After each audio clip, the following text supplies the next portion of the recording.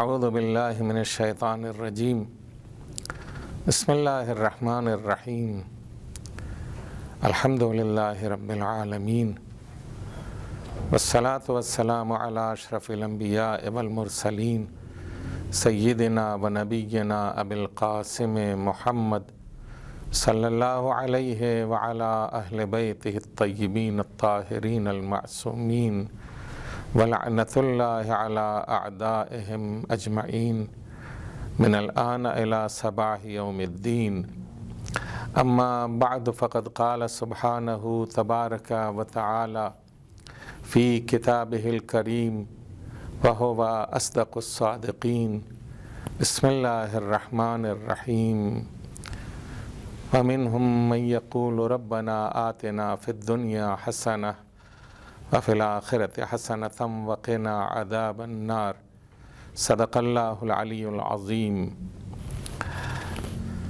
ناظرین گرامی، ہماری ان سلسلہ وار گفتگوؤں کا موضوع دنیا اور آخرت اور اس کا توازن۔ اس میں کوئی شک نہیں کہ پروردگار عالم نے ہماری خلقت کے ساتھ ہی ساتھ ہماری تمام ضرورتوں کا احساس کیا۔ دنیا جو پروردگار عالم نے بنائی اسے نعمتوں سے بھر دیا، اور اس قدر نعمتیں ہمیں عطا فرمائیں کہ ممکن ہے کہ بعض نعمتوں کی ضرورت ہمیں سال بھر میں ایک بار ہوتی ہو یا تا زندگی میں ایک بار ہوتی ہو، اسے بھی پروردگار عالم نے ہمارے لیے اس دنیا کے اندر خلق فرمایا ہے۔ اس قدر نعمتیں ہمیں عطا کی ہیں زمین سے لے کر آسمان تک کہ ان نعمتوں کا احصاء کرنا بھی مشکل ہے، اور خود خداوند عالم فرماتا ہے وَإِن تَعُدُّوا نِعْمَةَ اللَّهِ لَا تُحْصُوهَا۔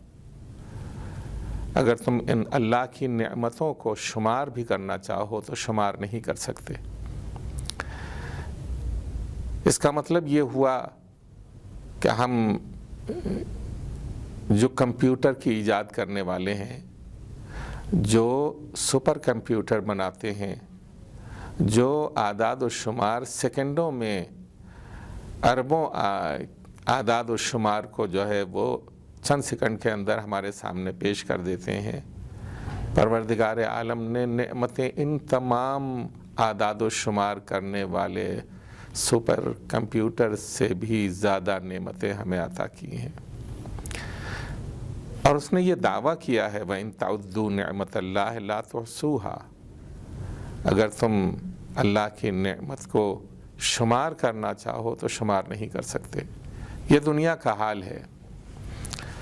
دنیا میں پروردگار عالم نے کوئی ایسی شے نہیں ہے کہ جو ہمارے لیے خلق نہ فرمائی ہو۔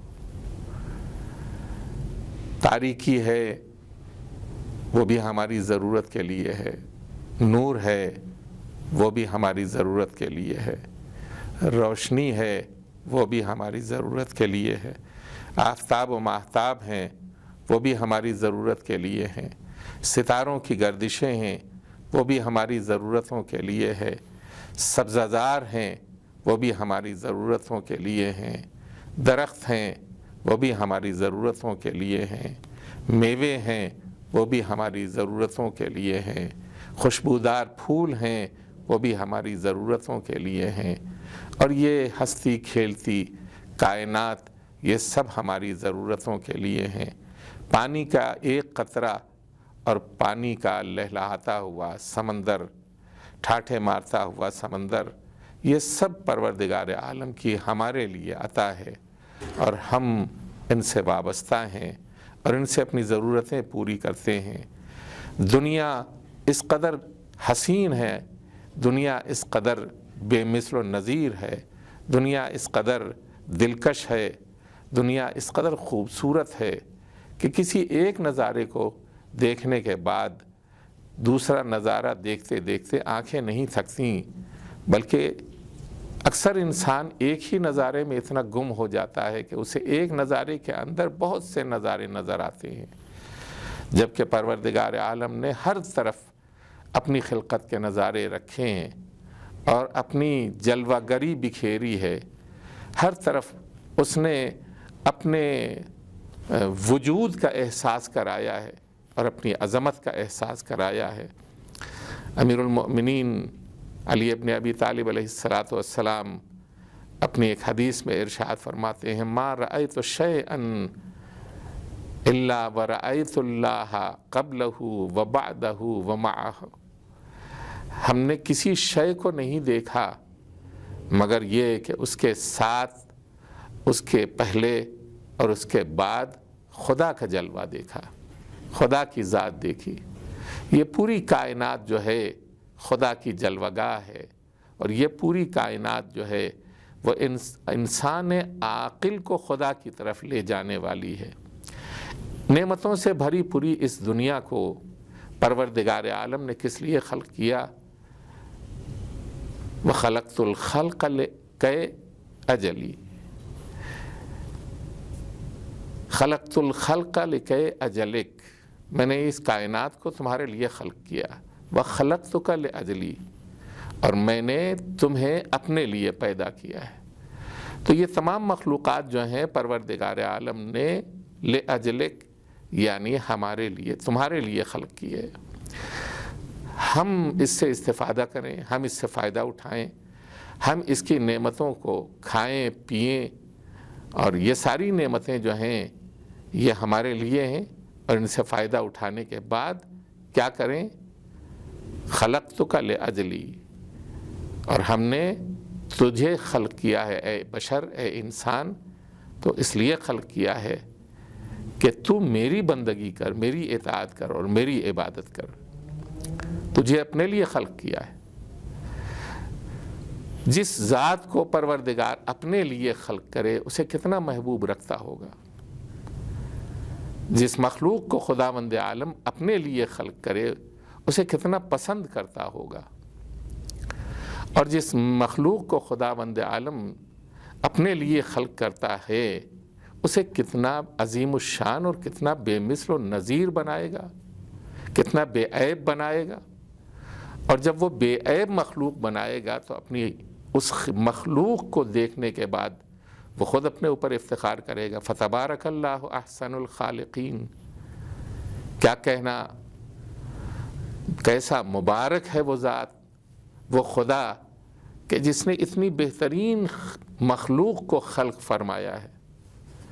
پھر یہ مخلوق، اس کا وظیفہ کیا ہے، اس کی ڈیوٹی کیا ہے کہ جس کی خلقت کے اوپر خود خدا ناز کرے، اس کا فریضہ یہ ہے کہ وہ اپنے آپ کو خدا کے حوالے کرے، خدا کا محبوب بنائے اپنے آپ کو، خدا اسے پسند کرے ایسا اپنے آپ کو بنائے، اپنی ذات کو بنائے، اس لیے کہ یہ خلقت کے معاملے میں خدا کا محبوب ہے، تو وہ اپنی اطاعت کے معاملے میں خدا کا محبوب اپنے آپ کو کیوں نہ بنائے۔ یہ ایک بہت ہی اہم پہلو ہے کہ جس کی طرف اشارہ کیا جاتا ہے۔ فتبارک اللہ احسن الخالقین، کیا مبارک ہے وہ ذات، وہ اللہ کہ جس نے جو احسن خالقین ہے، کہ جس نے انسان کو خلق کیا ہے۔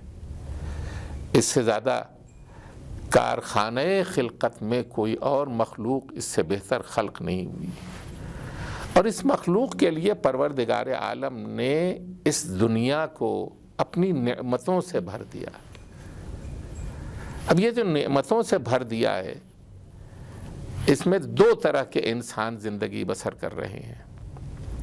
پروردگار عالم نے تمام انسانوں کو عقل دی ہے، لیکن دو طرح کے انسان اس دنیا کے اندر ہو گئے ہیں۔ ایک قسم ان انسانوں کی ہے جو ان نعمتوں کی خوبصورتی کو دیکھنے کے بعد اور ان نعمتوں کی ویلیو کو دیکھنے کے بعد اور ان نعمتوں کی خوشنمائی کو دیکھنے کے بعد، ان کی قیمتوں کو دیکھنے کے بعد، ان کے کمالات کو اور عظمتوں کو دیکھنے کے بعد، ان نعمتوں کی خوشخوئی اور خوشروئی کو دیکھنے کے بعد، ان نعمتوں کے کمال اور جمال کو دیکھنے کے بعد انہی میں گم ہو گئے. دنیا کی مخلوق میں گم ہو جانا اس اشرف مخلوق کے لیے کس قدر زوال پذیری کی بات ہے اور کس قدر افسوس کی بات ہے کہ پروردگار عالم نے جن مخلوقات کو ان کا نوکر بنایا تھا، جن مخلوقات کو اس انسان کا نوکر بنایا تھا، اس انسان کے لیے خلق کیا تھا. اب آپ یہ دیکھیں کہ ہم اس کو اگر حدیث قصہ کی طرف لے جائیں تو آپ کو یہ معلوم ہوگا کہ وہ شخصیتیں کہ جو انسان کامل ہیں، جو انسان کامل ہیں اور ہر جہت سے نقطہ کمال کو پہنچی ہوئی ہیں، عالم نور سے لے کر عالم خاکی تک، ان کے سفر کو دیکھیے اور سفر کو دیکھنے کے بعد خداوند عالم ان کے کمال اور ان کی عظمت کو بیان کرتے ہوئے پیغمبر اکرم صلی اللہ علیہ وآلہ وسلم سے یہ کہہ رہا ہے، انی ما خلقت سماء مبنیہ ولا ارضا مدحیہ ولا قمرا منیرا ولا شمسا مضیئہ ولا فلکا یدور ولا بحر یجری ولا فلکا یسری الا لاجلکم و محبتکم. ہم نے آسمان کو نہیں خلق کیا، آسمان کا شامیانہ نہیں تانا، ولا ارض مدحیہ، اور ہم نے زمین کا یہ فرش نہیں بچھایا، ولا شمس مضیئہ، اور ہم نے آفتاب میں یہ تابانی نہیں پیدا کی، ولا قمر منیرا، اور ہم نے اس چاند میں وہ درخشندگی جو ہے وہ نہیں پیدا کی، ولا قمر منیرا ولا شمس مضیئہ ولا فلک یدور، اور یہ گردش کرنے والا آسمان ہم نے خلق نہیں کیا، ولا فلک یدور ولا، اور شعور کی منزل کے اوپر گامزن ہیں. ان کا کہنا یہ ہے کہ ربنا آتنا فی الدنیا حسنہ، ربنا آتنا فی الدنیا حسنہ وفی الآخرۃ حسنہ.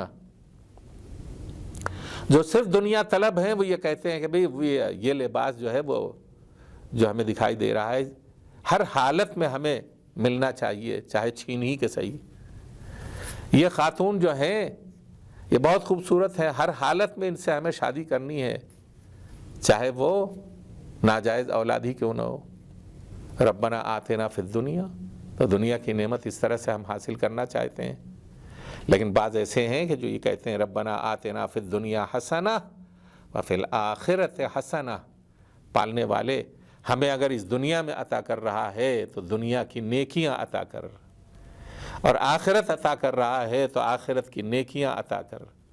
تو اب اگر خداوند عالم دنیا کی نیکیاں عطا کرے گا تو کیسی نیکیاں عطا کرے گا؟ دنیا میں انسانیت عطا کرے گا، شرافت عطا کرے گا، محبت عطا کرے گا، انسانیت عطا کرے گا، سخاوت عطا کرے گا، شجاعت عطا کرے گا، سمجھ رہے ہیں؟ محبت عطا کرے گا، انسانیت عطا کرے گا، بندگی عطا کرے گا، شکرانہ عطا کرے گا. اور دنیا کی نعمتیں دینے کے بعد جو اس عظمت کے اوپر یہ ساری نعمتیں دے گا تو یہ لوگ اسی دنیا سے آخرت نچوڑ کے اپنے لیے سجاتے اور سنوارتے رہیں گے. وفی الآخرۃ حسنہ، اور آخرت کے لیے بھی اسی دنیا کی پاکیزہ نعمتوں سے آخرت بناتے چلے جائیں گے، نیک اور حسنہ نعمتوں سے آخرت بناتے چلے جائیں گے. اور یہی وہ سیرت ہے جو اہل بیت علیہ السلام نے ہمیں عطا فرمائی ہے کہ اگر ہم اس دنیا کی نیکیوں کی طرف توجہ کریں گے تو یہ نعمتیں اور یہ نیک نعمتیں اور یہ اچھائیاں اور یہ شرافتیں خود ہی ہمیں لے چل کے اٹھا کر کے ہمیں اگر ہم ان نعمتوں کو پسند کرنے لگیں جو خدا کی پسندیدہ نعمتیں ہیں اور حسنہ ہیں اور نیکیاں ہیں، تو یہی نعمتیں ہمیں در اہل بیت تک لے جائیں گی، اور در اہل بیت پہ پہنچنے والا جو بھی ہوگا وہ خدا تک ضرور پہنچ جائے گا۔ اس لیے کہ اہل بیت علیہم السلام کا در ایسا ہے کہ جہاں پہنچنے والا کوئی میسم بنتا ہے، کوئی قمبر بنتا ہے، کوئی مقداد بنتا ہے، کوئی ابوذر بنتا ہے، کوئی سلمان فارسی بنتا ہے۔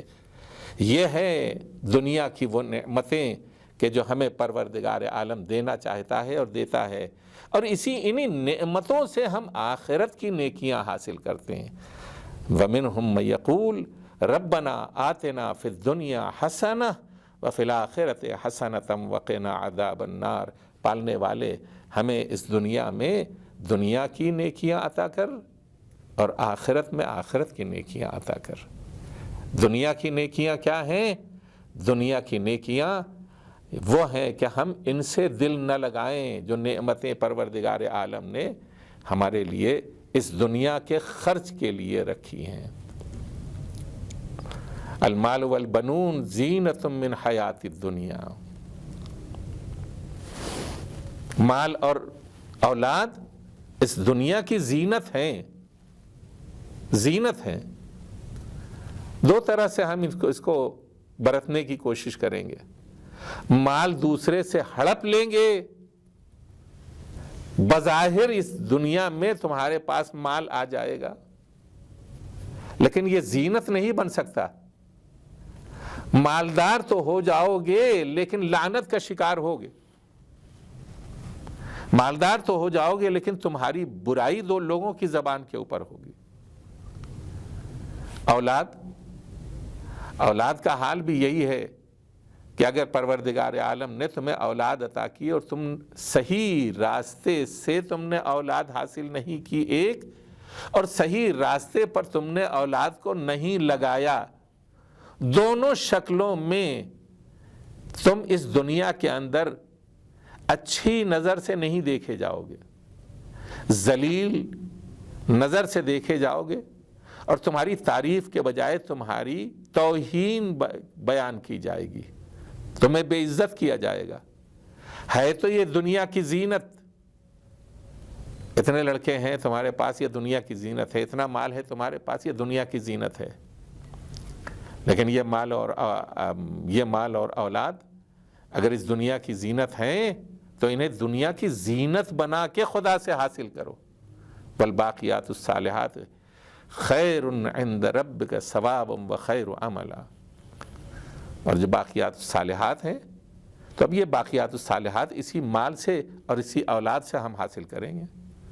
مال کو خدا کی راہ میں دے کر اسے باقیات الصالحات بنا دیں گے جو دنیا کی زینت ہے، اولاد کو خدا کی راہ میں چلا کر یا خدا کی راہ میں قربان کر کے انہیں آخرت کے لیے باقیات الصالحات بنا دیں گے۔ یہ ہے اس دنیا کی قدر و قیمت کہ اگر ہم اس سے آخرت کمانا چاہیں تو یہ جو زینت دنیا ہمارے لیے ہے، یہ زینت دنیا باقیات الصالحات بن جائے گی۔